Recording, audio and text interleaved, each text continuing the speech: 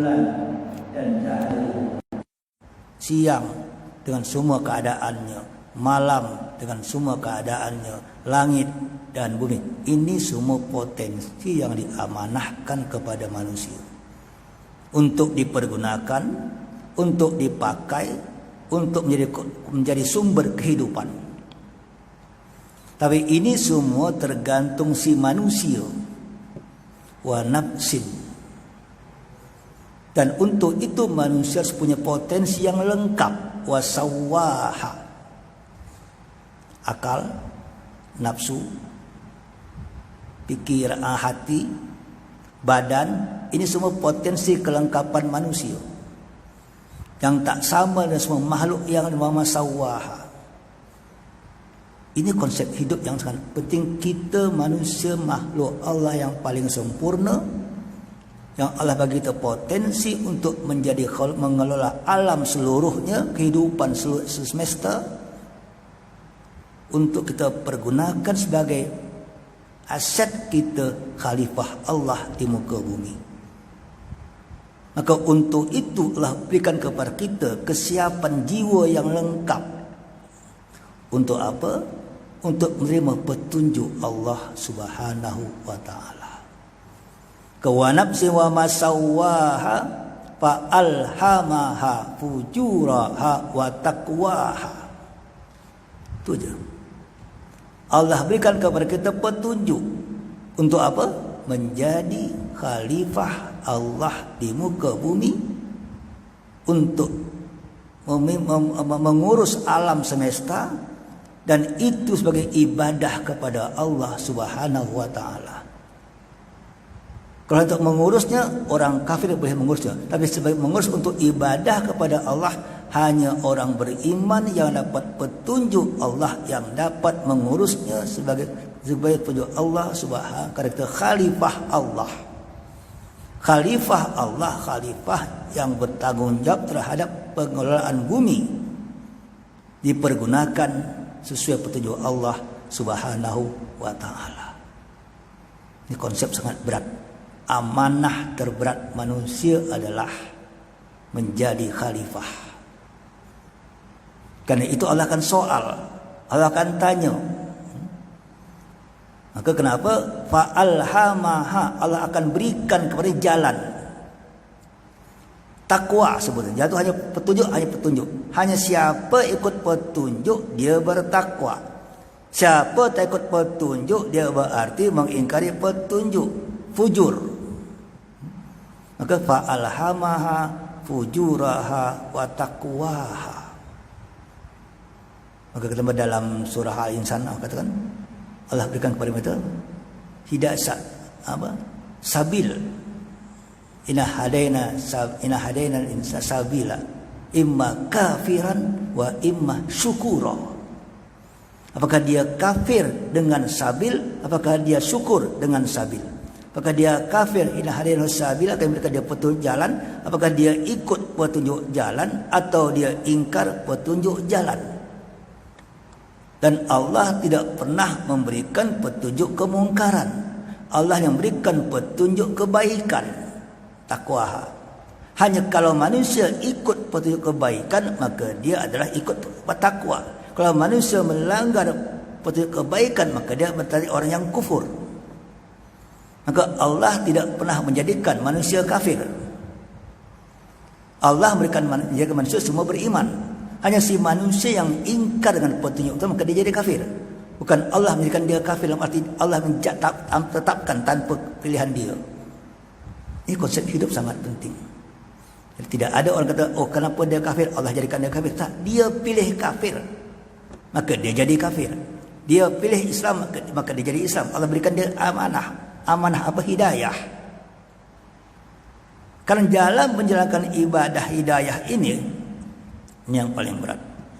Qad aflaha man zakkaha.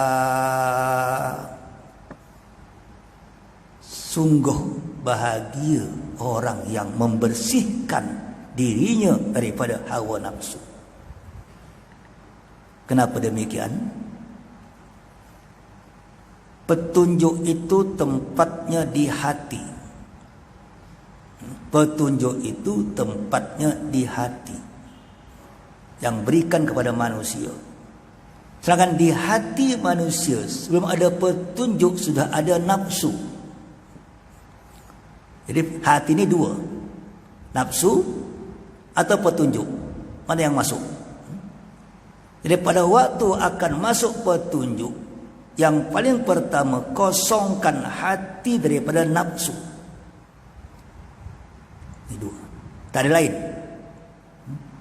Maka sebelum masuk petunjuk, sediakan tempat untuk petunjuk, sucikan tempat untuk petunjuk, bersihkan tempat daripada segala macam yang bukan nafsu. Qad aflaha man zakkaha. Karena apa yang di hati akan mempengaruhi apa yang di otak dan di pikiran, dan akan bersikap apa dalam perbuatan. Semua tergantung apa dalam hati manusia.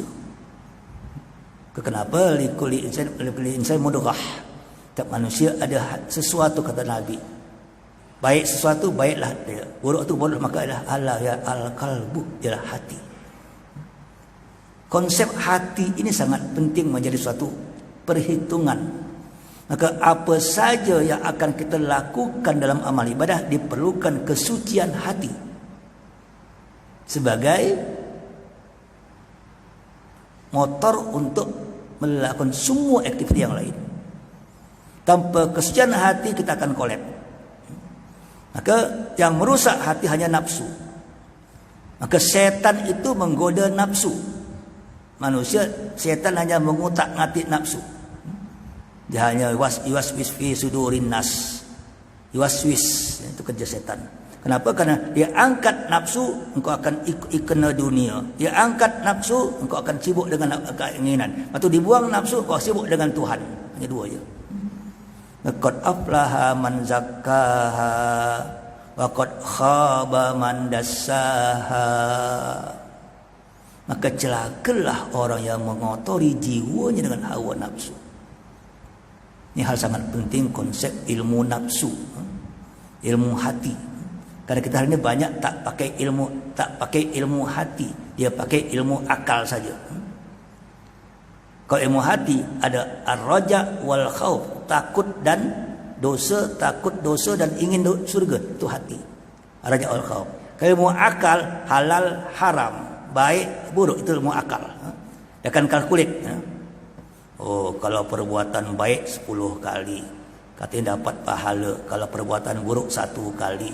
Kalau saya buat baik 10 kali, 1 kali berarti boleh dapat buat buruk 9 kali. Itu kata akal. Itu namanya hukum fikah, engkau pakai akal, tak pakai hati. Kalau pakai hati, kalau aku buat buruk sekali, aku takut Allah, walaupun sedikit dosa masuk neraka. Itu namanya ilmu hati. Raswah, kalau kata raswah, 1 ringgit pun raswah, neraka. Itu kata hati. Kalau kata akal, dia pakai 1 juta raswah, 1 juta raswah dosanya. Kalau bagi buat sedekah 100.000 kali 10 udah 1 juta. Oh, ini boleh pulang, selesai. Tak. Itu akal. Tapi akal harus dihubungkan dengan petunjuk Allah, dengan hati. Baru kita ada rasa takut, ar-raja wal khauf. Kenapa semua ibadah fokuskan hati dulu. Bersihkan hati dari segala macam keinginan. Karena masalah hati masalah keinginan. Kalau soal ala, qad aflaha man tazakka wa dzakara asma rabbi fa shalla. Aflaha, bahagialah orang yang tazakka, yang telah membersihkan hatinya. Itu kebahagiaan. Karena bahagia kita bukan dunia, bahagia kita bukan pun surga, bahagia kita jumpa Allah paling tinggi. Maka hanya orang yang nafsunya hanya jumpa Allah, laqad afla man tadzakka, baru dia boleh wadzakara asma rabbih, baru dia boleh mengingat Tuhannya. Jadi sucikan hati, ingat Tuhan, fasalla, baru dia dirikan solat. Tengok, ini konsep. Maka kenapa dalam semua ibadah pasti ada konsep kesucian. Semua ibadah. Engkau akan solat, sucikan dengan taharah. Engkau ada umrah haji, sucikan dengan ihram. Karena tanpa itu dahulu, kita akan kacau. Betulkan hati ini daripada segala macam keinginan hawa nafsu. Karena yang merusak kita lah keinginan kita hanya dunia, lupa akhirat. Al-akhiratu khairun laka minal ula. Maka apa tadi? Kalau orang sudah suci, batu sirunal hayatad dunya wal akhiratu khairun wa abqa. Bukti orang suci, tak suci hawa nafsunya akan mendahulukan kehidupan dunia daripada akhirat. Tengok. Dalam ayat ini hebat kan? Allah bercakap tentang konsep tadi, aflaha man tazakka wa dzakara asma rabbi fasalla.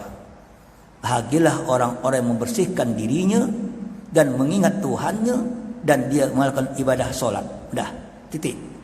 Kemudian Allah kata untuk membayangkan makna man afla man tazakka tadi, masih ada manusia bal tu'sirunal hayatad dunya.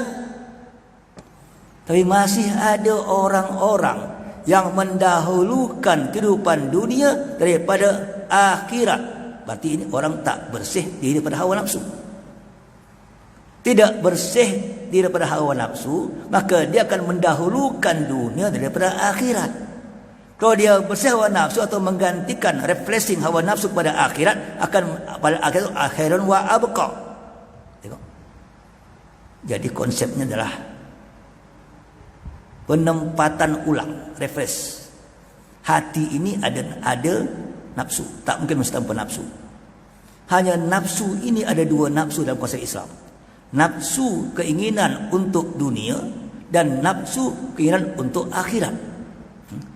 Dua-dua nafsu, dua-dua keinginan. Engkau nak surga, nak pahala, itu nafsu. Nak dunia juga nafsu. Maka engkau tak boleh menghilangkan nafsu secara total. Yang ada bagaimana engkau menggantikan nafsu yang engkau inginkan daripada nafsu dunia kepada nafsu akhirat. Kenapa? Khairun wa abqa. Lebih baik dan lebih kekal. Engkau dapat kesenangan yang sementara, dapat kesenangan yang kekal, mana kau nak? Dapat nikmat dunia, dapat nikmat akhirat, mana kau nak? Menggantikan. Jangan sampai engkau lupa bahawasanya di akhirat itu lebih kekal daripada dunia. Ini konsep. Maka untuk ini kadang-kadang ini saya tahu kadang-kadang kenapa kita hari ini banyak macam malam Isra Mi'raj juga termasuk dalam berita-berita tentang akhirat. Ya. Karena bagi saya Isra Mi'raj itu adalah memberikan berita akhirat itu menjadi sebuah alamus syahadah. Isra Mi'raj itu adalah memberikan kepada kita makna bahawasanya semua yang gaib itu syahadah depan Nabi Muhammad sallallahu alaihi wasallam. Tak ada yang gaib. Nabi telah tengok, Nabi lihat, Nabi telah sampai. Apa lagi? Tengok, lihat, sampai. Ada gaib? Tak ada. Bagi Nabi semua itu alamus syahadah. Surga syahadah, neraka syahadah, azab kubur syahadah. Itu yang Nabi. Bagi kita gaib kerana kita belum sampai. Kita belum nampak. Bagi Nabi syahadah. Tak ada yang gaib.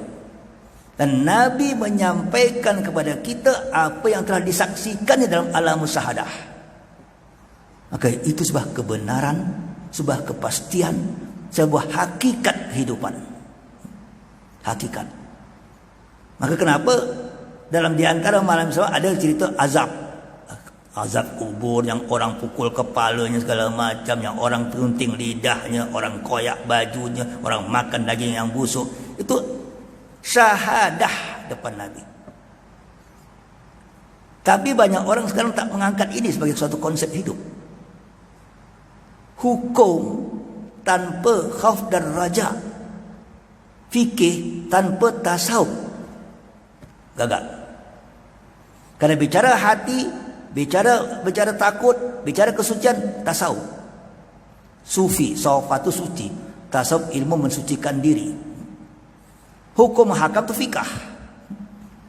Keyakinan itu akidah. Maka akidah, fikah, tasawuf tak dapat dipisahkan dalam amal apapun juga. Menyatu satu kesatuan yang lengkap. Kalau engkau pisahkan dia, engkau akan beramal tanpa rasa takut. Maka banyak orang mencari-cari celah untuk dapat mencari celah-celah untuk dapat berbuat dosa atau pahala, bermain-main. Macam engkau buat dosa, nanti pulang umrah cuci dosa, main-main dia. Nanti di Jeddah cari tempat hiburan, Mekah tawaf lagi, main-main dia. Ini akan kalau tidak ada rasa tasawuf, rasa sufi, rasa kesucian diri. Kenapa? Kalau orang bicara kesucian bukan bicara hukum, takut dengan murka Allah dan hanya cari ridha Allah. Dalam konsep penyucian diri yang ada hanya takut dengan murka Allah dan yang mencari ridha Allah. Tengok. Bukan masalah hukum hakam lagi bicaranya.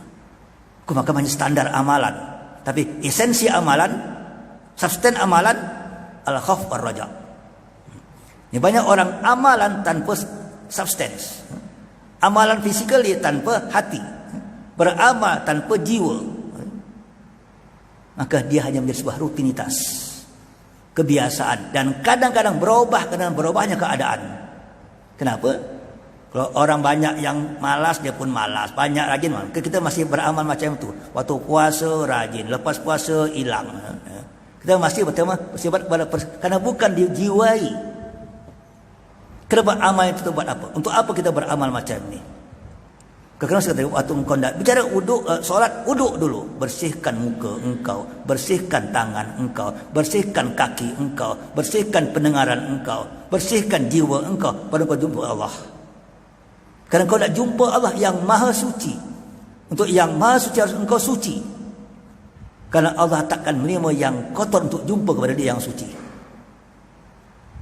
Untuk ibarat ihram, umrah dan haji, kena apa? Ihram. Apa ihram? Sucikan.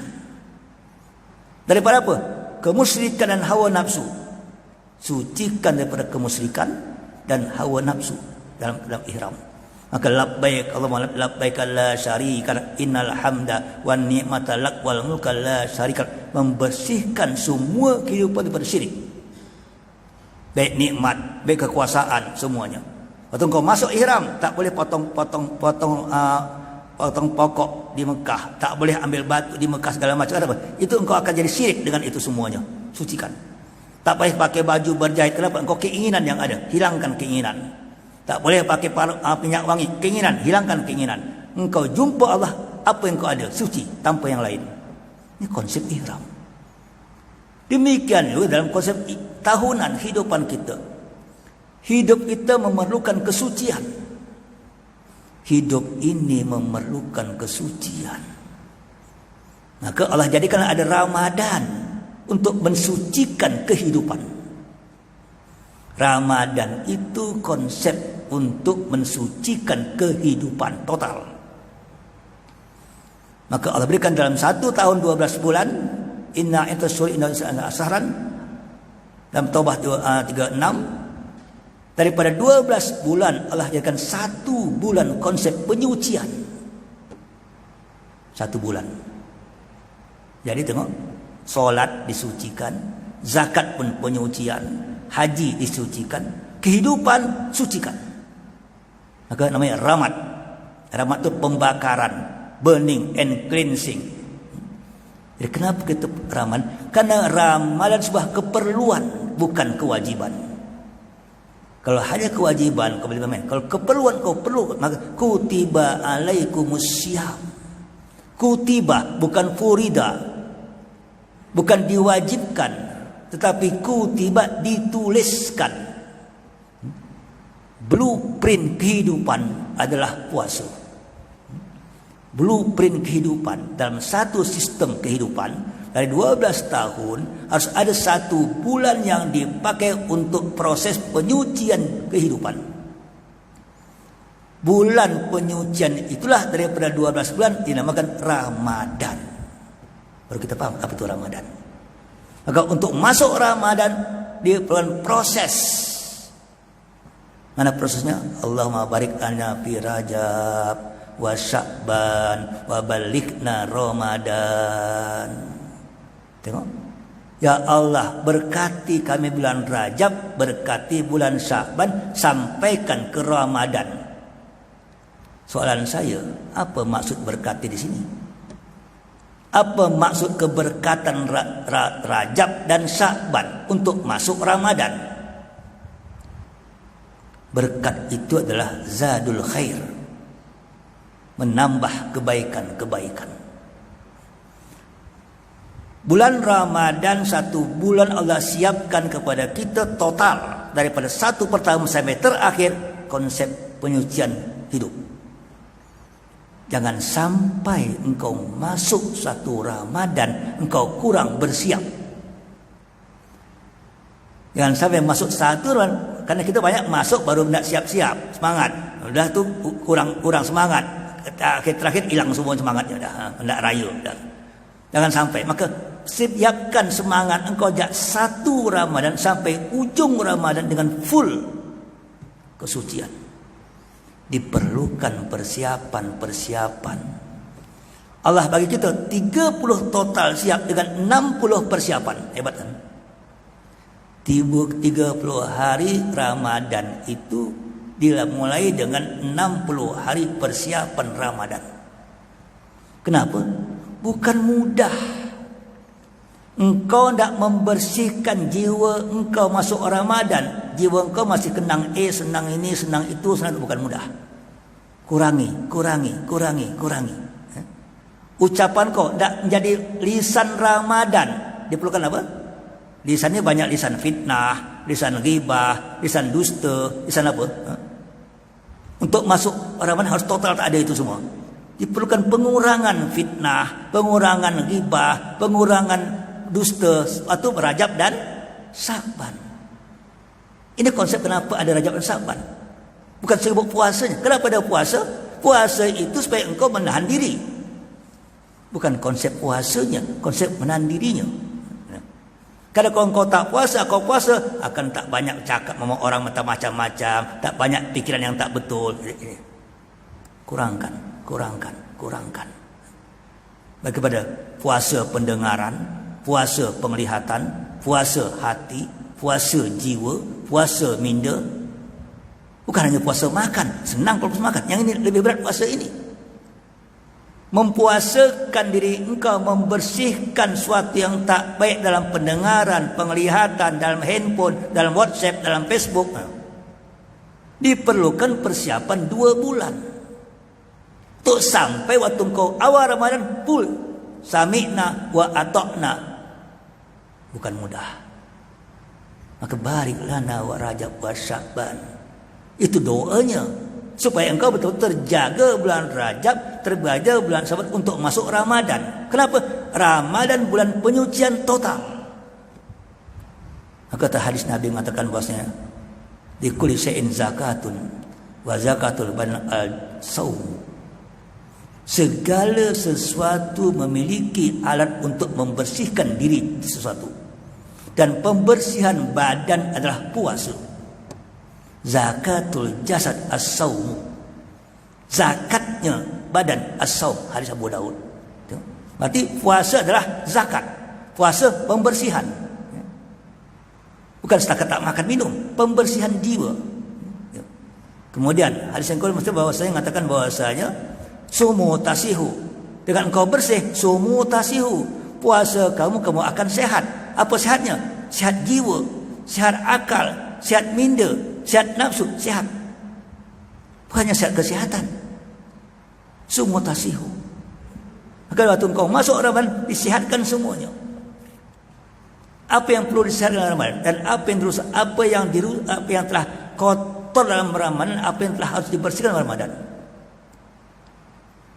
Konsep Ramadan sangat penting bagi saya. Maka sengaja ambil sekarang, sebulan sebelumnya supaya persiapan.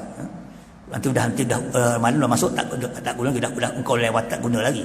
Kau masuk, sebelum masuk harus tahu. Kita tadi waktu kita nafsu wa masawaha, dan nafsu dan jiwa dan engkau sempurna. Ada berapa manusia ini? Apa sempurna manusia? Ada akal, ada hati, ada nafsu, ada badan, ada roh. Adalah manusia. Roh, Nafsu, akal, nafsu, badan, hati. Inilah manusia. Tanpa 5 bukan manusia namanya. 5 komponen hidup ini perlu dibersihkan. 5 ini. Bagaimana bersihkan Ustaz? Engkau punya roh. Roh itu hanya kuat kalau dia bersama Tuhan. Roh itu akan kuat akan dia berhubungan dengan konteks dengan ilahi. Dia akan rusak kalau dia sibuk dengan makhluknya. Ya, ini roh. Maka kuatkan roh engkau dalam Ramadan dengan solat tarawih.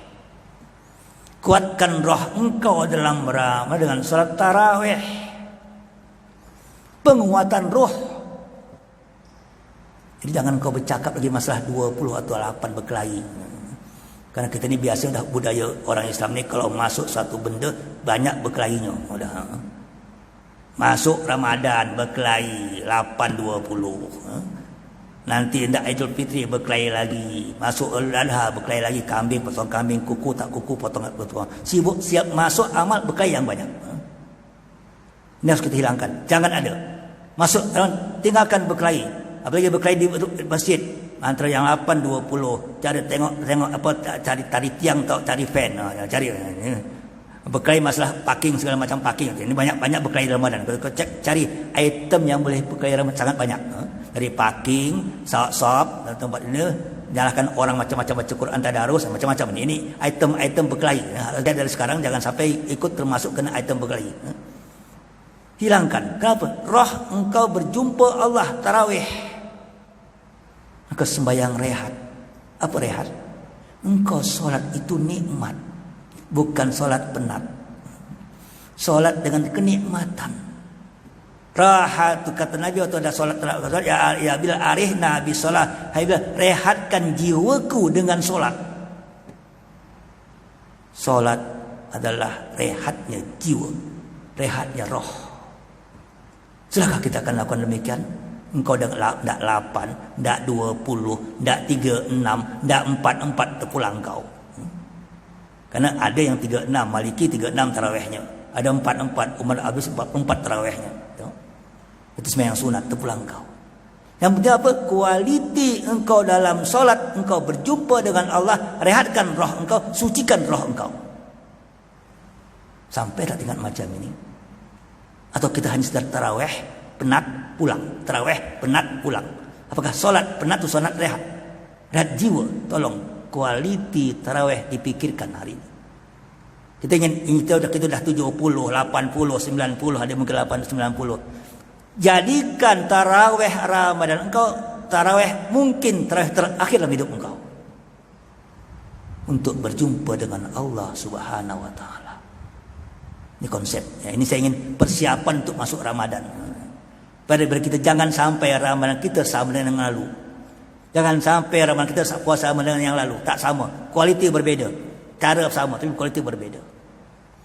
Itu dengan roh. Sucikan roh dengan tarawih. Sucikan dan roh akal. Sucikan akal dengan Quran. Quran itu untuk akal engkau berfikir. Di otak ini sangat banyak kotorannya. Sangat banyak virus pemikiran. Sangat banyak virus pemikiran. Virus liberal, virus demokrasi, virus human rights. Ini virus semua. Di otak ini virus keduniaan, virus budaya, virus semua dalam otak. Sangat banyak hidup engkau. Tak sesuai dengan Quran. Kembalikan otak engkau kepada Quran. Baca ayat satu demi satu sehingga dia menghilangkan virus otak, menumbuhkan ayat Al-Quran.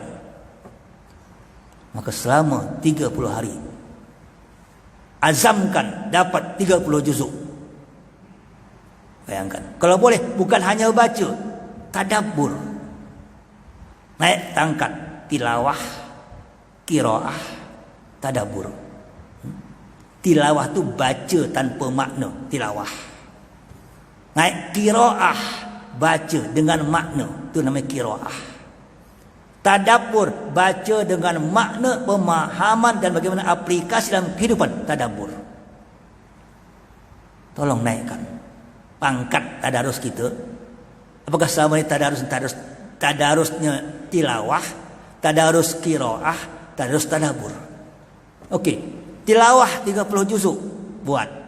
qiraah satu surah atau satu juzuk, tadabbur satu surah. Buat macam tu sehingga kau faham apa itu Quran, menjadi minda kita, rujukan minda dalam berfikir. Rujukan minda kita dengan Al-Quranul Karim. Afala tadabburul Al-Quran am ala aqfaluha. Apakah engkau telah atau engkau lupa dengan apa maknanya? Ini konsep. Karena saya tengok semua masjid banyak hanya tadarus. Tingkatkan. Tadarus makna, tadarus baca, tadarus qiraah. Karena arti tadarus adalah saling mempelajari. Bukan baca. Darasa belajar. Madrasah sekolah. Tadarus saling mempelajari Al-Quran. Sudah ada belum? Tingkatkan. Mari kita naikkan fokus kita kepada konsep meningkatkan kualiti Ramadan. Itu konsep kepada tadarus. Sucikan akal dengan Al-Quran. Sucikan hati dengan zikir. Di tengah malam ada namanya sahur. Apa sahur? Makan malam. Tapi juga arti juga apa? Engkau sahur itu engkau memberikan makan ke hati engkau zikrullah. Maka wastaghfiruna fil ashar. Mereka orang-orang beristighfar pada waktu sahur. Sahur jadikan kunci untuk bermunajat dengan Tuhan. Bukan untuk makan malam. Sahur untuk kau berjumpa dengan Allah di tengah malam. Berikan problem pada Tuhan. Berikan minta puji Tuhan. Sahur. Kekuatan diri kau dengan Allah. Hanya tengah sahur sebetulnya. Maka makan silahkan. Tapi jangan lupa engkau bermunajat qiyamul lail, sembahyang hajat, segala macam kau buat di tengah malam dengan Allah. Daripada malam pertama sampai malam 30. Jangan sibuk 10 malam terakhir aja. Ini banyak mau 10 malam. Tingkatkan sekarang. Naikkan 30 malam. Buat qiyamul lail 30 malam. Bukan malam 10 malam terakhir. Dulu hanya 10 malam. Itu biasa. Naikkan 20 malam orang menengah. Naikkan 30 malam orang khusus. Ya, saya inginkan supaya masjid punya program yang berbeza dengan tahun lalu. Tak sama. Kalau sama semua masjid. Semua sama. Nah, buat berbeza. Ada konsep tertentu. Supaya kita punya kualiti Ramadan. Bukan hanya kebiasaan Ramadan. Bukan tradisi Ramadan. Kualiti Ramadan. Buat qiyamul lail.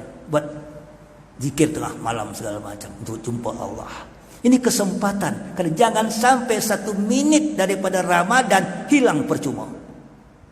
Jangan sampai 1 detik Ramadan hilang tanpa guna. Jangan sampai. Karena semua berharga. Tak akan dapat 1 tahun akan datang. Pikirkan. Maka buat program-program baru. Tadi program tadarus, program tadabbur, program mengkaji ayat, tafsir ayat, satu surah tak payah, satu surah 10 ayat satu malam. Dulu saya pernah buat di Medan, saya di Medan dulu, saya buat di kelompok di tadarus 10 ayat aja. Tak khatam 10 ayat satu malam. Tapi bukan tak baca tafsirnya, kita diskusi. Apa maknanya? 10 ayat. Kalau saya buat biasa di masjid, kampung Tungku, setiap Ramadan 1 surah saya ambil. 1 surah khusus, 1 surah aja untuk selama puasa tadabbur. Surah, paham betul. Cukup, tak banyak, 1 surah cukup. Surah mana kita ambil? Kita pilih, surah mana tahun ni? Ambil 1 surah. Ada kelompok tadarus, ada kelompok tadabbur, ada kelompok diskusi Al-Quran. Kembangkan. Sekarang sangat mudah, internet banyak, website banyak dengan Islam, tafsir semua ada dah. Tinggal buka, cari diskusi. Kita ingin kembangkan. Supaya apa? Pengisian otak kita full menjadi otak Ramadan, otak Quran. Roh yang Qurani, roh yang tarawihi, otak yang Qurani, sahur yang zikir. Tengok. Malam betul berzikir itu apa? Hati kita dekat sama Tuhan. Kuatkan hati kita. Kerana kita telah banyak lupa dengan Tuhan. Kita waktu kerja lupa Tuhan, waktu politik lupa Tuhan, semua lupa Tuhan. Kuatkan. Engkau harus kuatkan diri engkau dengan Allah setiap saat.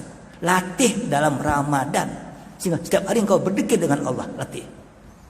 Baru engkau masuk kepada nanti bagaimana menghalau hawa nafsu. Maka imsak. Imsak itu menandai pada hawa nafsu. Nafsu pendengaran, penglihatan, nafsu segala macam yang tak baik. Bukan hanya makan minum saja.